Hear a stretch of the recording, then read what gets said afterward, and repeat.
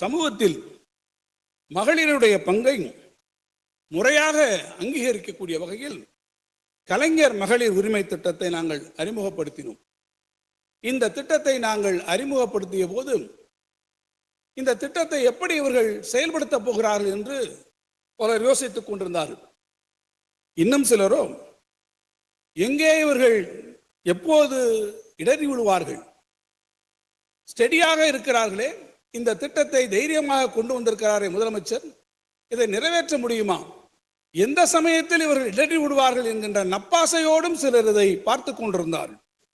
ஆனால் அவற்றுக்கெல்லாம் தாண்டி அவர்களுடைய இந்த நயவஞ்சக எதிர்பார்ப்பை எல்லாம் தவிடுபடியாக்கி 1,15,00,000 மகளிருக்கு மாதம் 1000 ரூபாய் தொடர்ந்து கிடைக்கும் வகையில் முதலமைச்சர் அவர்கள் இந்த திட்டத்தை செயல்படுத்தி வருவதை இந்த நாடே வியந்து பாராட்டுகிறது. இன்னும் சொல்ல வேண்டும் என்றால் ஒவ்வொரு மாதமும் 15ஆம் தேதி என்று வங்கி கணக்கில் அந்த மகளிருக்கு 1000 ரூபாய் வரவு வைக்கக்கூடிய அந்த நாள் தான் அந்த குடும்பத்திற்கே மகிழ்ச்சி தரக்கூடிய நாளாக ஆக்கி இருக்கிறது என்று லண்டன் கிங்ஸ் கல்லூரியினுடைய ஆய்வு பேராசிரியர்கள் தெரிவித்திருக்கிறார்.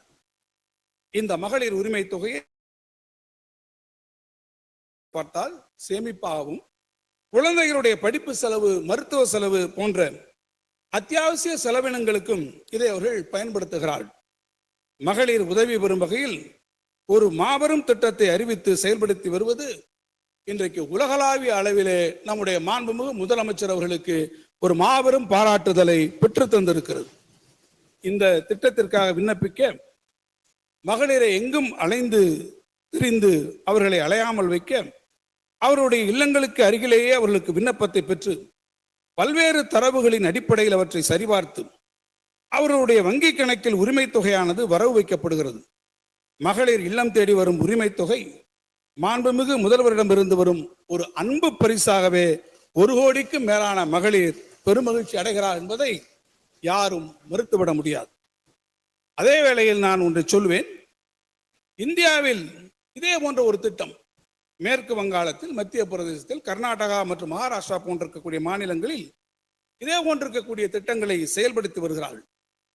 அண்மையிலே வந்திருக்கக்கூடிய சில நாளேடுகளுடைய செய்திகளின் அடிப்படையில் நாம் பார்ப்போம் என்று சொன்னால், மகாராஷ்டிரா மாநிலத்தில் அறிவிக்கப்பட்டிருக்கக்கூடிய இந்த திட்டத்தில் அவர்கள் எதற்காக அறிவித்தார்கள்? மகாராஷ்டிரா மாநிலத்தில் தேர்தல் வருகிறது என்று அறிவித்தார்கள்.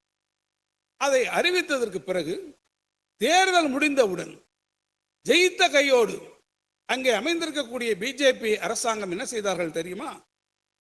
சுமார் 15 லட்சம் பயனாளிகளை அந்த திட்டப்பட்டியலிலிருந்து நீக்கி இருப்பதாக இன்றைக்கு ஒரு செய்தி வந்திருக்கிறது. அதாவது ஒரு ஆட்சி பொறுப்பை ஏற்றுக்கொள்கிறார்கள். ஏற்றுக்கொண்டால் ஏற்றுக்கொண்ட காரணத்தில் முதலே கையெழுத்து எதற்கு போட வேண்டும்? டிஎல் பயணத்துக்கு கையெழுத்து போடலாம். தலைவர் கலைஞர் அவர்கள் இருக்கிற போது சத்துணவிலே முட்டை அளித்து கையெழுத்து போட்டார்கள். இப்படி நாட்டு மக்களுக்காக நன்மை செய்யக்கூடிய திட்டங்களுக்கு கையெழுத்து போடலாம். ஆனால் 15 லட்சம் பேரை ஒரேடியாக ஒரே கையெழுத்திலே வெளியேற்றி இருக்கிறார்கள் இன்றைக்கு இந்த பட்டியலில் இருந்து பிஜேபி அரசாங்கம் என்பதை நான் சொல்லவில்லை. நண்பர்களே, நாட்டிலே வரக்கூடிய நல்லேடுகள் பல இன்றைக்கு தெரிவித்திருக்கிறார்கள். அப்படி அவர்களை வெளியேற்றுவதன் காரணமாக மகாராஷ்டிர மாநிலத்தினுடைய வருவாய் பற்றாக்குறையை அவர்கள் 46,000 கோடியாக குறைத்திருக்கிறோம் என்று இதில் பெருமை வேறு பட்டிருக்கிறார்கள்.